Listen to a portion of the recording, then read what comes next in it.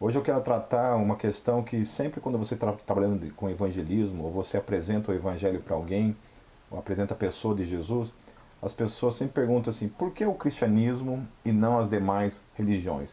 Ou por que não todas elas, no caso, seriam um caminho que leva a Deus? Por que o cristianismo somente seria a verdade e não as outras, não as demais também?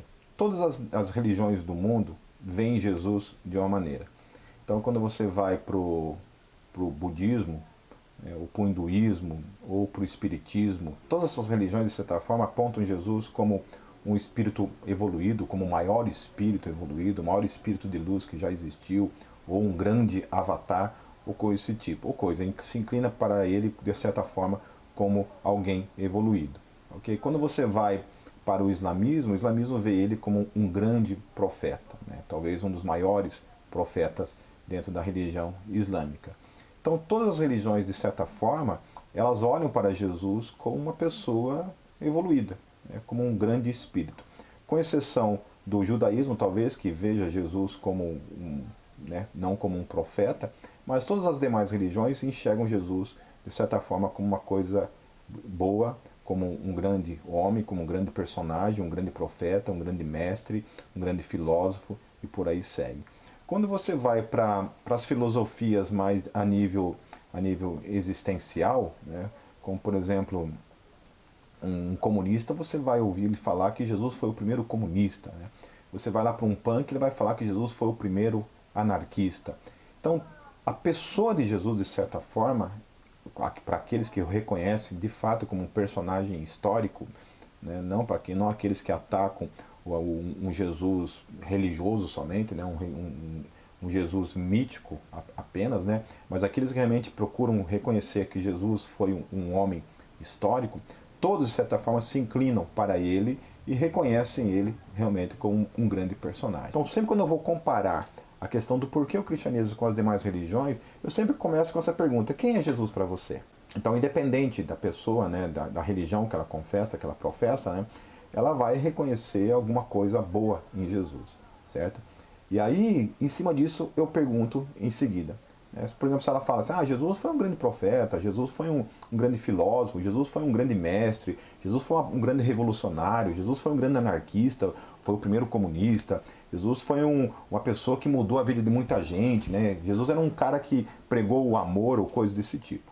Certo? Sempre quando as pessoas me respondem, então, diante disso, eu lanço uma outra pergunta, que é: como você sabe disso?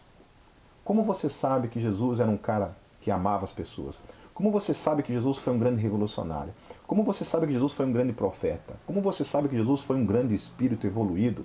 Como você sabe que Jesus foi um grande avatar? Como você sabe que Jesus foi o primeiro comunista? Como você sabe que Jesus foi o primeiro anarquista? Como você sabe disso? Como você chega a essas conclusões? E a grande verdade, meus queridos, que não tem como você saber de qualquer coisa desse tipo sem você ter tido conhecimento dessas coisas por meio da Bíblia Sagrada. Você só sabe dessas coisas porque essas coisas vieram de uma informação, de uma fonte, que é a Bíblia Sagrada. Então todas as coisas que são afirmadas acerca de Jesus vêm da Bíblia Sagrada. Porque fora da Bíblia Sagrada, a gente não tem documentos históricos que falam sobre a sua vida, especificamente sobre a sua vida fora da Bíblia Sagrada. E aí em seguida, você chama essa pessoa, então, para conhecer o restante da história. Não somente esses conceitos isolados acerca dele. Porque é verdade que Jesus foi um grande profeta? É verdade. Que ele foi um grande mestre? É verdade. Que ele amou as pessoas? É verdade. Que ele teve ensinos que revolucionou a história? É verdade, mas também há algo mais. Mas então, como resposta, ele vai falar assim: olha, cara, eu não sei. Ou se ele não sabe, ele vai ter que chegar à mesma conclusão que você, que todas essas afirmações que ele está trazendo como resposta, ele tirou da Bíblia Sagrada. E aí você chama ele para dentro dessa discussão, dentro da Bíblia Sagrada. Então venha comigo, vamos ver de fato o que a Bíblia fala no todo a respeito da pessoa de Jesus. O que a Bíblia está falando a respeito de Jesus. Então vai lá apontar, né, que ele é Salvador, que ele é Deus, que ele morreu, que ele ressuscitou, que você precisa confessar seus pecados, que você precisa se arrepender dos seus pecados, que você precisa recebê-lo na sua vida como Senhor e Salvador, certo? Que ele deu uma promessa de que um dia ele vai voltar, que ele vai julgar toda a terra, São coisas que estão lá na Bíblia, do mesmo lugar que as pessoas se utilizam para fazer essas afirmações isoladas a respeito de Jesus, é o mesmo lugar que tem o todo dessa história toda, de todo o relato, de tudo aquilo que ele comunicou, daquilo que ele falou, que não foram os outros que falaram, foi ele mesmo que disse acerca de si mesmo, tá certo? Aí você chama essa pessoa para dentro dessa discussão e aí ambos vão chegar a essa conclusão do porquê o cristianismo e por que não as outras religiões? Porque as próprias outras religiões reconhecem que Jesus é único nesses aspectos, ok? Então por isso que eu evidencio que o cristianismo é único. Por que o cristianismo é único? Por causa da pessoa de Jesus.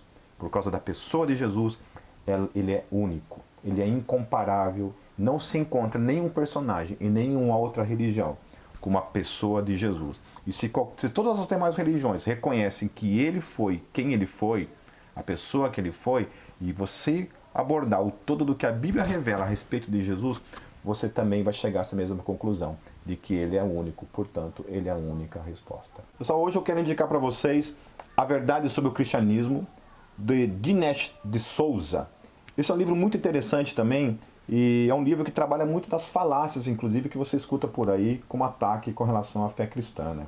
Ele trabalha essa questão da incompatibilidade entre fé e ciência, então ele demonstra que isso não é verdadeiro. Ele trabalha sobre a questão assim, da realidade do cristianismo hoje no mundo, né? Como que está a questão do crescimento do cristianismo hoje no mundo, trabalha a questão do sofrimento e outros assuntos que dentro da apologética. Então é um livro assim, essencial para você que gosta de apologética, que quer se aprofundar em apologética, você precisa ler esse livro. É um livro muito bom e que eu recomendo para você. Deus os abençoe.